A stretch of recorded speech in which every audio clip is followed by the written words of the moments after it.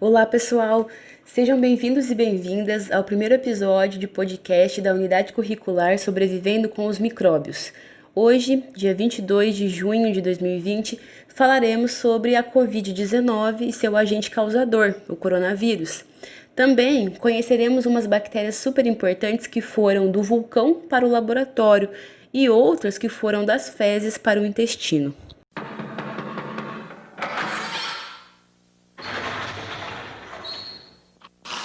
Senta que lá vem a história.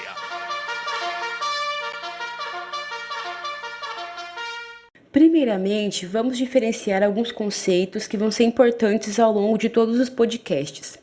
Quando a gente fala de um surto de alguma doença, significa que pessoas foram infectadas em um mesmo período de tempo por um mesmo agente, em um mesmo espaço geográfico e apresentam sintomas parecidos. Duas pessoas com essas características já se pode considerar um surto. Uma epidemia nada mais é do que um surto que atinge uma proporção maior, com mais pessoas, então num espaço também maior, por exemplo, numa cidade, num estado, numa região. Já a pandemia, como estamos vivendo atualmente, é o pior dos cenários quando o assunto são as áreas infectadas. Acontece quando uma epidemia alcança níveis mundiais, afetando várias regiões do planeta. Para a OMS declarar a existência de uma pandemia, países de todos os continentes precisam ter casos confirmados da doença. A Organização Mundial da Saúde emitiu o primeiro alerta em 31 de dezembro de 2019, após casos de uma misteriosa pneumonia na cidade de Wuhan, na China. Inicialmente foi um surto que atingiu pessoas ligadas ao mercado de frutos do mar. Ficaram desconfiando então desses alimentos. Depois desconfiaram também de cobras, mas hoje já se confirmou que o vírus realmente é proveniente de morcegos, da alimentação por morcegos ou contato com mucosas, enfim. O primeiro caso oficial, então, foi de um chinês idoso que apresentou dificuldade para respirar, pneumonia grave e morreu em 9 de janeiro de 2020. A doença Covid-19, assim chamada, foi designada pela OMS em 11 de fevereiro. No Brasil, em 25 de fevereiro, o primeiro caso foi registrado, de um idoso em São Paulo com histórico de viagem para a Itália. A Covid-19 é causada por um vírus chamado de SARS-CoV-2. A pandemia da Covid-19 já chegou a 188 nações do mundo todo. Dados de hoje mostram que são quase 9 milhões de pessoas já infectadas no mundo. Só no Brasil chegamos a 1 milhão e 80 mil já contaminados. Em média, 50% dos contaminados são recuperados. Mas muita gente já morreu. São mais de 450 mil mortes no mundo. No Brasil, esse número é de 50 mil e está subindo. Tudo isso sem contar os dados subestimados. No meio disso tudo, uma curiosidade. Alguns países que são ilhas lá do Oceano Pacífico e, portanto, já têm um isolamento geográfico natural, não apresentaram nenhum caso de Covid-19. Olha que inveja. O que motivou essa rápida resposta, em parte, foi a experiência que eles têm. Eles já sofreram muito com a dengue no ano passado. Alguns deles também observaram países vizinhos lidarem com suas próprias epidemias e fizeram uma ótima lição de casa. Então, eles fecharam a possibilidade de entrada de turistas e estão livres da Covid até hoje. Alguns exemplos são Ilhas Marshall, Ilhas Salomão, Micronésia, Palau, enfim, são os 14 países lá perto da Austrália. Bem, como você sabe, os países encararam a pandemia de diversas maneiras, com isolamentos rígidos ou frouxos, testes em massa ou poucos testes. Hoje, alguns países que tiveram muitos casos e óbitos já retornaram, ou já começaram a retornar a um padrão de vida mais próximo de como existia antes da pandemia. Por exemplo, a Nova Zelândia, alguns países da Ásia, da Europa. Mas outros, como o Brasil, ainda sofrem com números crescentes de casos e mortes, além do descaso de governantes e também de uma parcela da população. Muitos grupos sociais aceitam que doenças transmissíveis causadas por micróbios ocorram, Mas quando a doença se espalha de uma forma aparentemente sem controle, quando não se trata mais de corpos individuais, mas sim do corpo social, a gente fica diante de uma situação nova, apavorante, uma situação capaz de levar ao caos às cidades, regiões, países, né? E é por isso que as pandemias, ao longo do tempo, muitas outras, antes da Covid-19, ficaram registradas na história, como veremos em futuros podcasts. Bactéria, filha da micróbio do empatou a minha, atrasou os trabalhos, mas o Brasil tá unido e decidiu o seguinte: não tem mole pra Covid-19 nem 20. Todo vírus precisa do auxílio de um ser vivo para se reproduzir. Por isso, muitos cientistas não os consideram como seres vivos, já que eles não conseguem se reproduzir sozinhos, não são formados por células, nem possuem metabolismo próprio. O SARS-CoV-2, também chamado de novo coronavírus, pertence a uma família de vírus chamadas de Coronaviridae. Essa família já é conhecida por ter alguns vírus que causam doenças comuns em seres humanos, como resfriados e diarreias. Os primeiros vírus desse tipo foram conhecidos em 1937. A sua estrutura é relativamente simples. Imagina comigo uma bola de futebol de couro. A parte de fora, aquela parte mais dura, é feita de gorduras e proteínas ligadas a alguns açúcares, que a gente chama de carboidratos. Então a gente chama essa camada de fora de envelope viral, como se fosse a embalagem do vírus. Na verdade, boa parte dessa camada de fora do vírus é roubada das nossas células quando o vírus sai das células infectadas. É como se ele levasse um pedaço das nossas membranas junto com ele quando ele sai das células que ele infectou. Bom, existem proteínas nessa parte de fora do vírus, na superfície, como se fossem espinhos. Elas são chamadas de proteínas spike e são elas as grandes responsáveis pela infecção das células humanas. É por meio dessas proteínas spike que os vírus acham o local certinho para infectar nas nossas células respiratórias. Toda essa parte de fora do vírus, essa capa semelhante, né, a parte grossa da bola, tem semelhança com uma coroa. Por isso que o vírus recebeu o nome de coronavírus, em 1965. Na parte de dentro do vírus, o que seria a câmara da bola, nós temos mais proteínas e o material genético do vírus. Existem vírus com material genético sendo DNA e outros com material genético sendo RNA. Se você não sabe ainda o que é DNA e RNA, não se preocupe. Nesse momento, apenas basta saber que o DNA é um material genético mais complexo e o RNA é um material genético mais simples. O SARS-CoV-2 tem no seu interior RNA como material genético. E o vírus precisa desse material genético para fazer as suas cópias, mas sozinho ele não consegue copiar, lembra? Ele precisa entrar em alguma célula para se multiplicar. Existem vírus que entram em células animais, vegetais, em bactérias, etc. No caso do coronavírus, eles possuem afinidade pelas células que revestem o nosso sistema respiratório. Então, comandadas pelos vírus, as células que eles invadiram começam a trabalhar para eles e fazer muitos filhotinhos desses vírus. E aí eles vão se reproduzindo, saem dessa célula e vão para outra infectar. Teorias da conspiração à parte, estudos já mostraram que o coronavírus não foi criado em laboratório. O que se sabe é que esse vírus já sofreu diversas mutações, provavelmente ele passou de macaco para algum animal próximo do tatu e atingiu a configuração atual para infectar humanos há pouco tempo. A evolução do vírus não para. Para explicar essas mutações que os vírus passam, podendo se transformar ao longo do tempo, eu vou tentar dar um exemplo e a gente vai comparar o vírus como se fosse um livro. O material genético do vírus é a combinação das palavras dentro do livro. Em vírus que têm o material genético sendo RNA, imagina que fosse como uma pessoa fazendo uma cópia desse livro toda à mão, e essa cópia não fosse revisada nem corrigida. Então esse livro vai sair com certeza com inúmeros erros por distração. Palavras vão ser trocadas, faltam palavras, ou elas são escritas de maneira errada, né? Essa cópia do livro, então, não vai ficar fiel ao original, ficará com algumas coisinhas diferentes.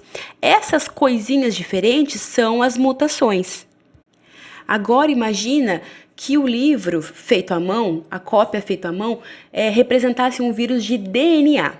Essa cópia, então, passaria por uma equipe de revisores que iria corrigir os erros. Então, a cópia seria fiel, muito fiel à original. Assim fica mais fácil para a gente entender por que um vírus de RNA pode sofrer muitas mutações a mais que um vírus de DNA. Os vírus de RNA não possuem revisores de suas cópias, enquanto que os vírus de DNA possuem revisores. Em relação aos sintomas, a maioria dos pacientes com Covid-19, cerca de 80%, podem ser assintomáticos e cerca de 20% dos casos podem requerer algum atendimento hospitalar. Desses 20%, 5% pode necessitar de um suporte para o tratamento de insuficiência respiratória. Os sintomas podem variar de um simples resfriado até uma pneumonia grave e, quando aparecem, incluem problemas respiratórios leves e febre persistente, em média de 5 a 6 dias após a infecção, podendo esse intervalo ficar de 1 a 14 dias. Bom, a gente chama de diagnóstico como que a doença é detectada. Após o profissional de saúde avaliar, há duas maneiras de detectar a doença na pessoa. Tem o teste imunológico, também chamado de teste rápido, que pode detectar a presença de anticorpos em amostras coletadas somente após o 7º dia de início dos sintomas. Ou tem o teste de biologia molecular, chamado de RT-PCR. Ele é mais preciso e ele detecta a presença do material genético do coronavírus. Pode ser detectado nos primeiros dias, mesmo sem a pessoa apresentar sintomas. É aquele que coloca um tipo de cotonete, né, e pega uma amostra nasal ou oral. Um problema desse último teste do PCR é que ele precisa de um equipamento especial, os reagentes são caros e precisa de um pessoal especializado para fazer. Além disso, ele é relativamente demorado, por isso também é complicado realizar testes em massa por meio dessa via. Bem, os casos graves devem ser encaminhados a um hospital de referência para isolamento e tratamento. Os casos leves devem ser acompanhados com medidas de precaução domiciliar. A transmissão do vírus acontece através de uma pessoa infectada para outra, por um contato próximo, por meio de um aperto de mão, gotículas de saliva, espirro, tosse, catarro, ainda também através de objetos ou superfícies contaminadas, como celulares, mesas, maçanetas, brinquedos, teclados de computador, etc. Sobre o tratamento. Até o momento não tem vacina nem medicamento específico para a Covid-19. A Organização Mundial da Saúde considerou recentemente que a utilização do medicamento dexametasona é um avanço científico na luta contra a Covid-19, pois é o primeiro tratamento comprovado que reduz a mortalidade em pacientes graves. Esse medicamento já está sendo usado no Brasil em pacientes graves. Sobre as vacinas, existem mais de 100 vacinas em todo o mundo sendo testadas. Algumas delas estão com os testes avançados aqui no Brasil. Isso é bom para a gente, mas não é um motivo de orgulho. O nosso país está sendo alvo desses testes e estudos devido à alta contaminação e muita circulação do vírus. Bem, vamos esperar que logo, uma vacina apareça com segurança e vamos continuar nos cuidando para que logo tudo isso passe.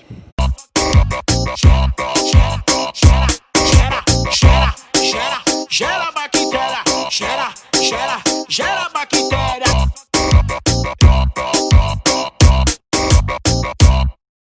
Curiosidades microbianas. Bem, pessoal, eu ouvia da minha avó que para beber água limpa, sem micróbios, bastava fervê-la. Era um hábito bastante comum antigamente. Só que a minha avó ficaria chocada se ela soubesse da existência de algumas bactérias que sobrevivem a 110 graus, por exemplo, até mais. São bactérias que a gente chama de extremófilas. porque elas vivem em ambiente extremo. Extremo pra gente, né, pessoal? Porque para elas, 28 graus, que é uma temperatura extrema. Algumas espécies dessas bactérias são as chamadas termos aquáticos e bacilos infernos de inferno mesmo. Elas foram descobertas em aberturas vulcânicas no oceano a uma profundidade de até 3 quilômetros para baixo, em rachaduras do solo. E elas foram muito importantes para alguns avanços na ciência. E elas não causam doença, o que é mais interessante.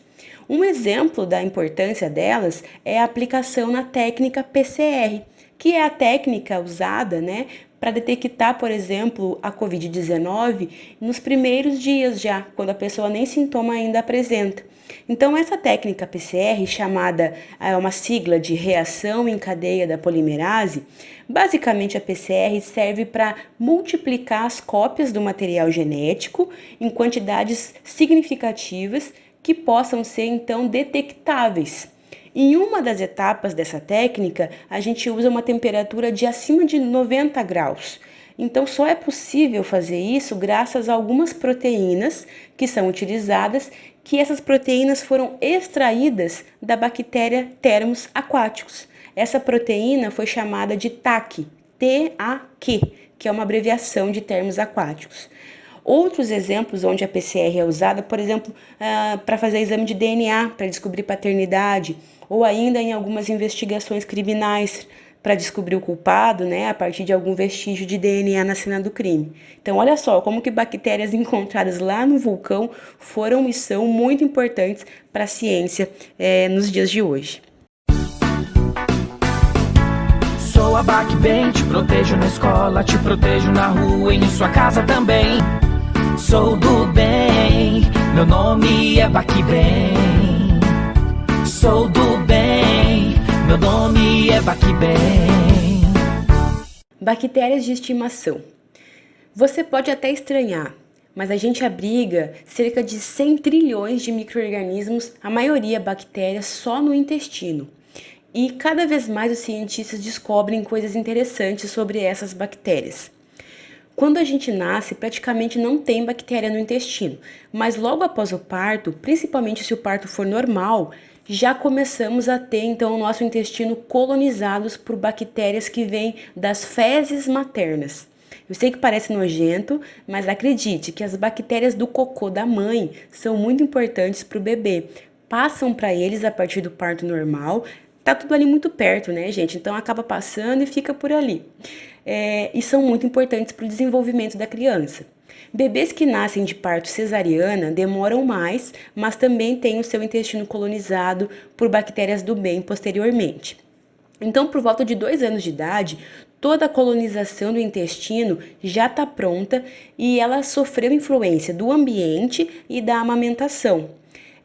Inclusive, tem diferença nas bactérias das crianças se ela recebeu leite materno ou leite industrializado.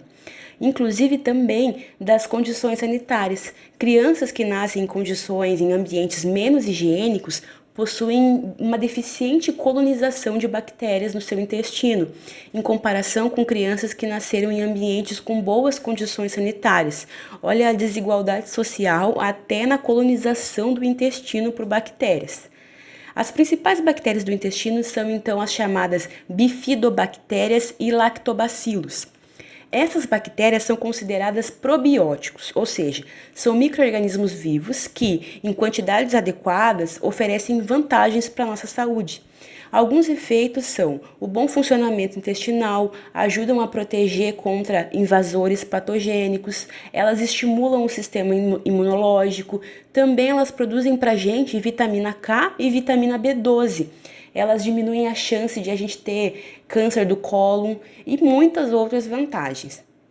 Essa nossa relação com as bactérias do intestino é uma troca, a gente chama de simbiose, é bom para os dois.